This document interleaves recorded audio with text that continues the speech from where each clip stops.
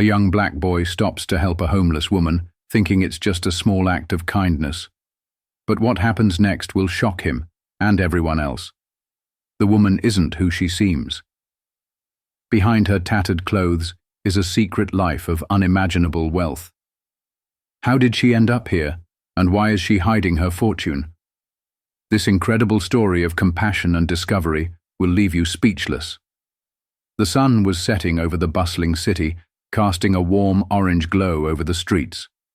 Cars honked impatiently, pedestrians hurried past, and the hum of daily life was slowly winding down. In the middle of this chaos, 12-year-old Malik stood by the corner of a small grocery store, clutching a bag of groceries in his hands. His mum had sent him out to pick up a few items for dinner, and now, with his task complete, he was on his way home. As he walked past an alley, something caught his attention. A figure huddled near a row of trash bins. It was a woman, wrapped in a tattered coat far too thin for the chilly evening air. Her head was bowed, and her hands clutched a small, worn bag as if it contained her entire world. Malik slowed his steps. His curiosity piqued. The woman looked up briefly, her face framed by messy hair and weary eyes. She seemed startled to see someone looking at her, and quickly looked away. Malik's heart ached at the sight. His mum had always taught him to help people when he could, and something about this woman's expression, an odd mixture of pride and despair, stuck with him. Malik approached cautiously, unsure of what to say. Hi, he started, his voice soft. Are you okay?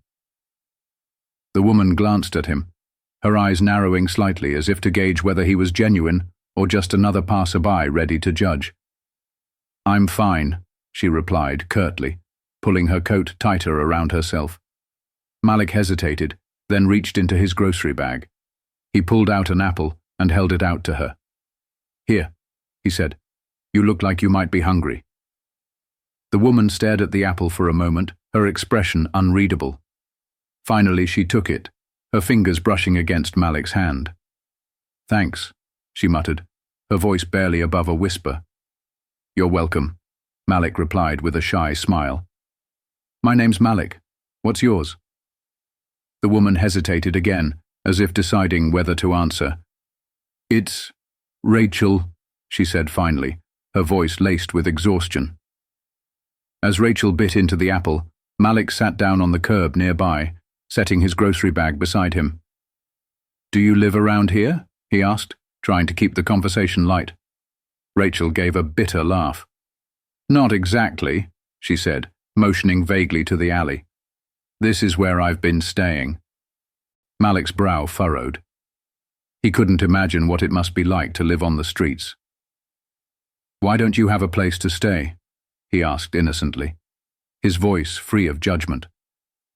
Rachel looked away, her jaw tightening. It's a long story, kid. Not one you'd want to hear. Malik didn't push further, sensing her discomfort. Instead, he dug into his grocery bag again and pulled out a granola bar. Here, he said, handing it to her, in case you're still hungry later. Rachel took the granola bar, her hands trembling slightly. She stared at it for a moment before looking back at Malik. Why are you doing this? She asked, her voice tinged with suspicion. Malik shrugged. My mum says we should help people when we can. She says kindness doesn't cost anything. For the first time, a faint smile appeared on Rachel's face. It was small, almost imperceptible, but it was there. Your mum sounds like a smart woman, she said.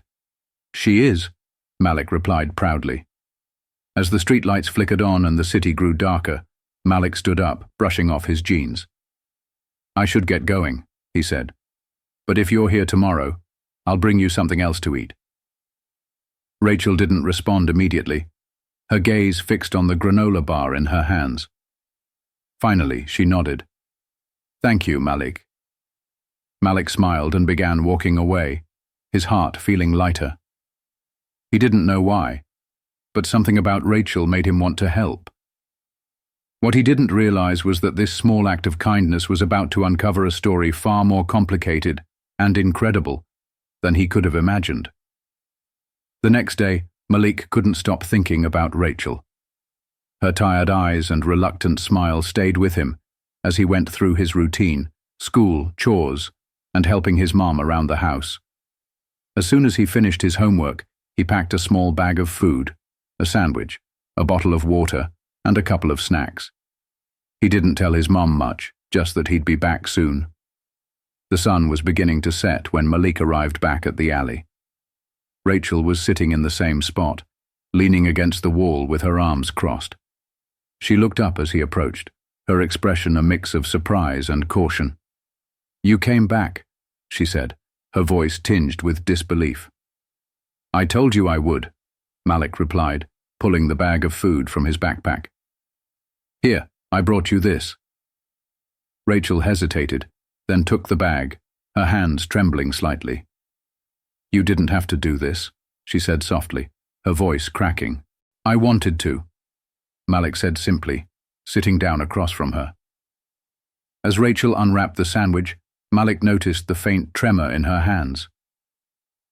"When's the last time you ate?" he asked, his voice gentle. Rachel paused, considering the question. "A couple of days ago," she admitted. "People don't usually stop to help someone like me." Malik frowned. "That's not right. Everyone deserves to be helped." Rachel's eyes softened, but she didn't respond. Instead, she took a bite of the sandwich, her shoulders relaxing for the first time. Malik watched her silently, giving her space. After a few moments, Rachel finally broke the silence.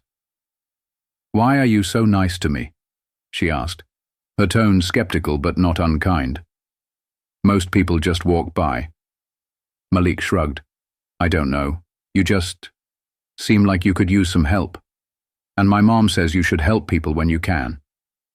Rachel smiled faintly at his sincerity, but there was a sadness in her eyes. "You remind me of someone I used to know," she said softly, almost to herself. "Who?" Malik asked, his curiosity piqued. Rachel hesitated, her gaze dropping to the ground. "My son," she said finally. "He used to be kind, like you." Malik blinked in surprise. "You have a son?" Rachel nodded, her expression distant. "Had," she corrected. "We haven't spoken in years. Things got complicated." Malik tilted his head. "What happened?" Rachel sighed, her shoulders slumping. "Life happened. I made some bad choices, trusted the wrong people, lost everything, including my family." Her voice was laced with pain, and Malik could see that talking about it wasn't easy for her. But there was something else in her tone, regret and a longing for something she'd lost. "Do you ever think about finding him?" Malik asked gently.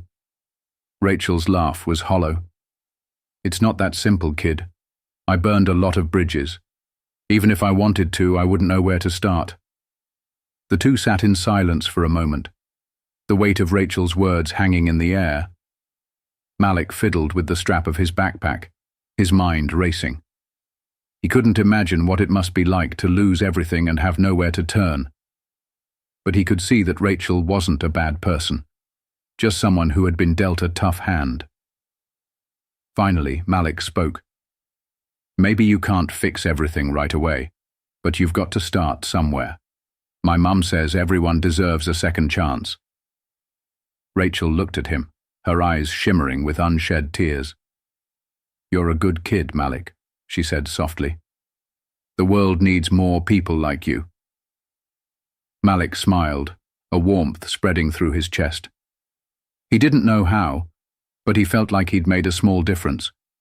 What he didn't realize was that this was just the beginning of a story much bigger than he could have imagined. The days turned into a week, and Malik made it a point to visit Rachel every afternoon. Each time he brought her a little something, food, a blanket, or just conversation. They talked about all kinds of things. Malik's school projects, his dreams of becoming a basketball player, and Rachel's memories of the life she used to live. But no matter how much they talked, Rachel remained guarded about her past. Malik could sense there was more to her story, but he didn't push. He knew that trust wasn't built overnight. One afternoon, as Malik handed Rachel a thermos of hot tea, she gave him a small, weary smile. "You've done so much for me, Malik. I don't even know how to thank you." "You don't have to thank me," Malik replied with a grin. "I like helping people."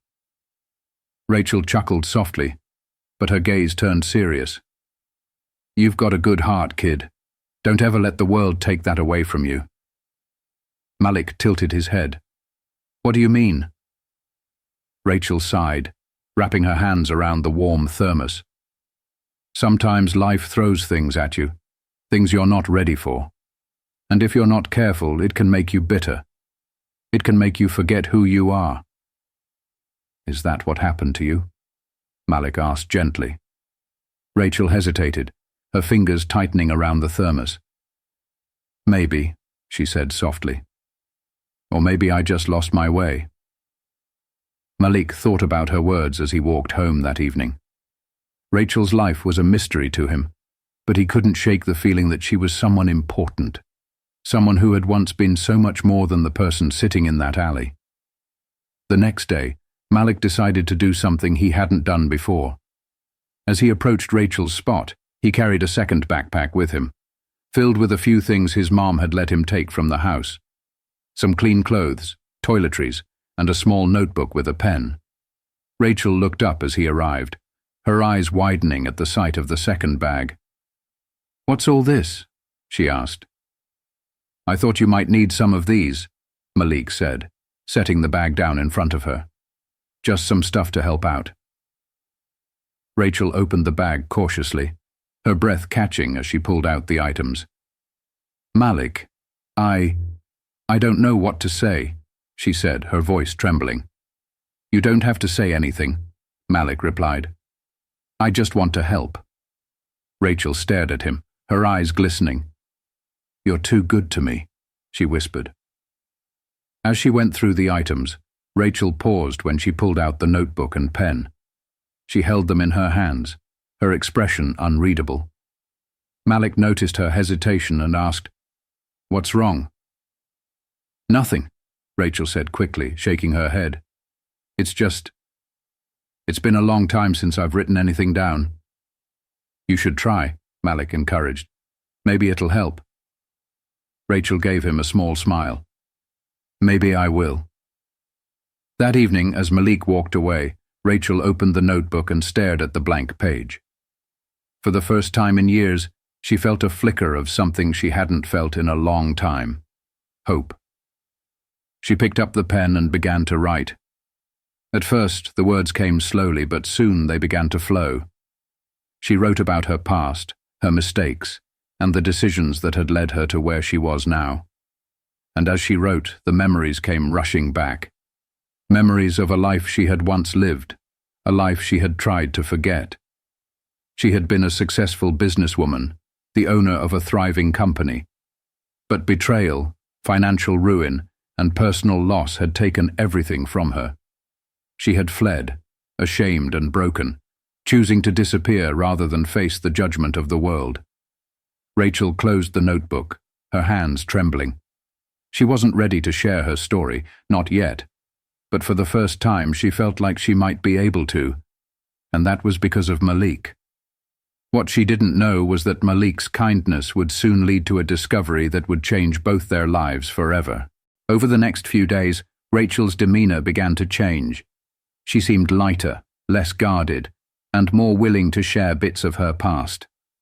Malik noticed the difference and was glad to see her smile more often, even if it was faint.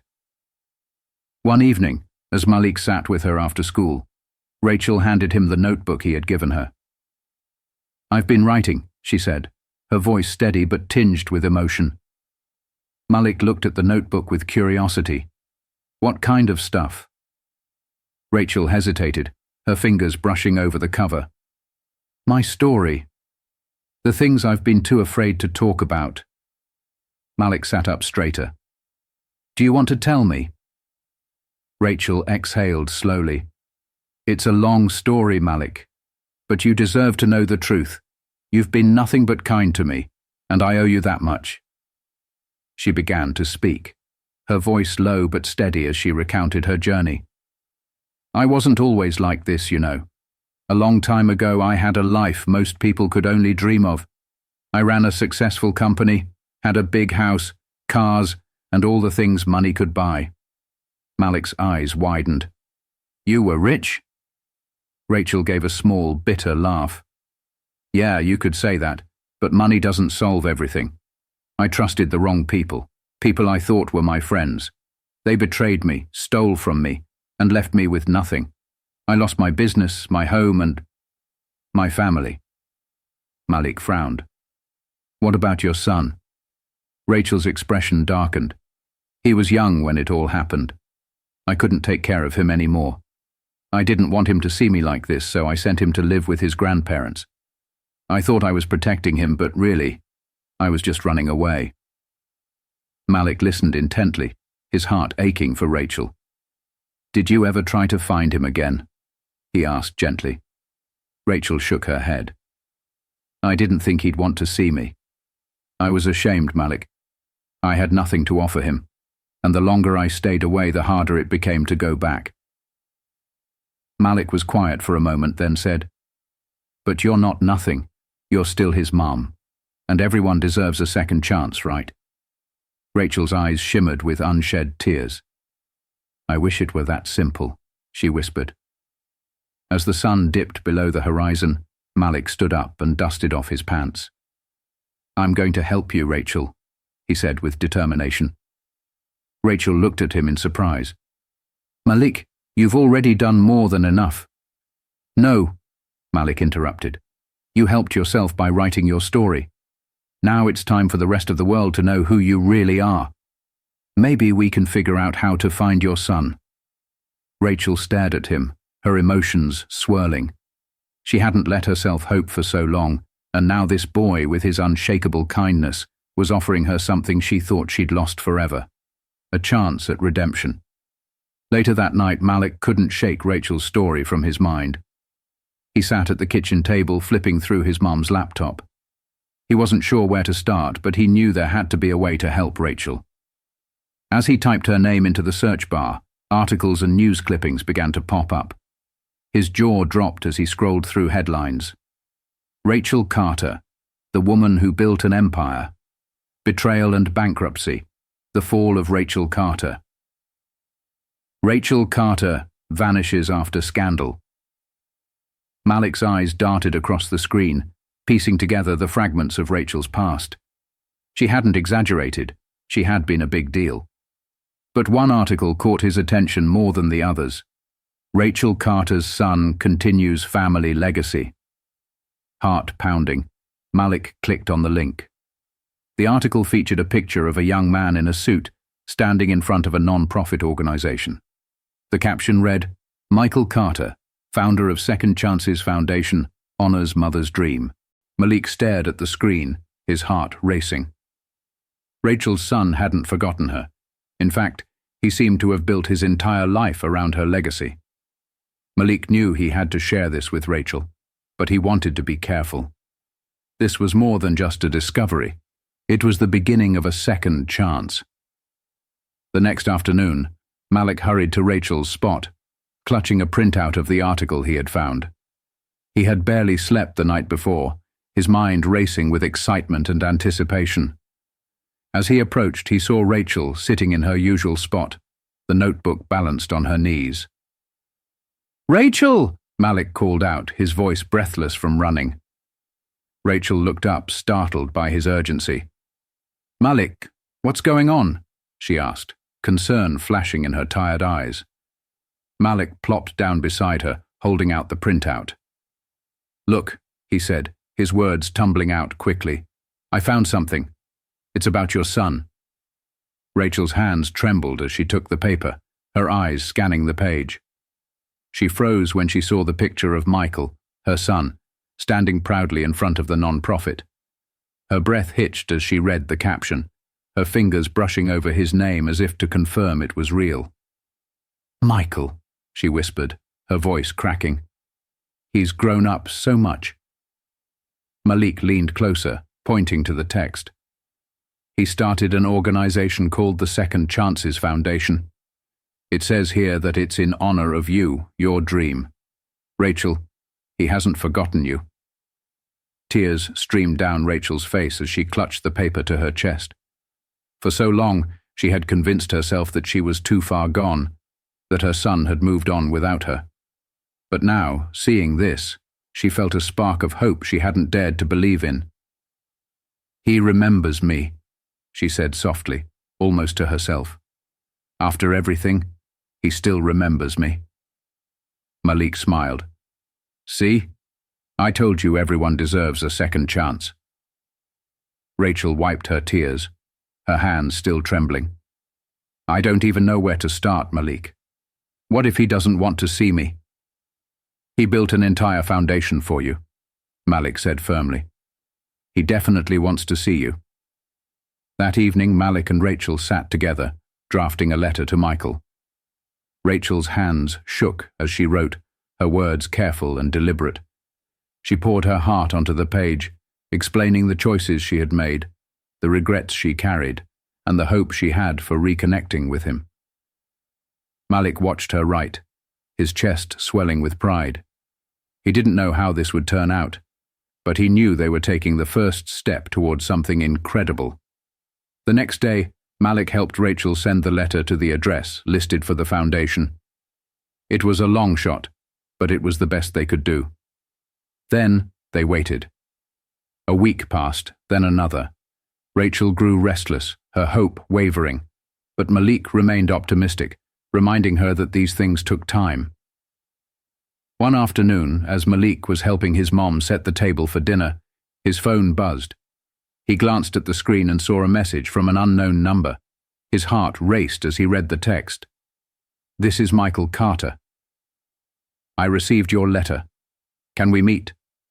Malik nearly dropped the phone in his excitement. He quickly shared the news with Rachel, who stared at him in disbelief. He wants to meet? She asked, her voice barely above a whisper. Yes! Malik grinned. We did it, Rachel. The meeting was arranged for the following weekend at a small cafe downtown. Rachel was nervous, her hands twisting together as she and Malik waited. She wore a clean outfit Malik had brought her, and though she still carried the weight of her struggles, there was a spark of determination in her eyes. When Michael walked in, Rachel froze. He was taller than she remembered, his presence commanding yet warm. His eyes met hers, and for a moment, neither of them moved. Mom, Michael said, his voice breaking. Rachel stood, tears streaming down her face. Michael, she whispered. They embraced, the years of pain and separation melting away in that single moment. Malik watched from the side, his chest swelling with pride. He had helped make this happen. Over the next few hours, Rachel and Michael talked, sharing stories and filling in the gaps of the years they had lost. Michael explained how the foundation was inspired by the lessons she had taught him as a child, lessons of resilience and kindness, even in the face of hardship. Rachel apologized for the choices she had made, and Michael assured her that he had never stopped loving her. As they parted ways, Rachel turned to Malik, her eyes shining with gratitude. Thank you, she said, her voice steady. You gave me my son back. Malik grinned. You did the hard part. I just helped a little. Rachel smiled, knowing that Malik's kindness had been the catalyst for her redemption. And as she walked away with her son, she felt something she hadn't felt in a long time. Hope for the future.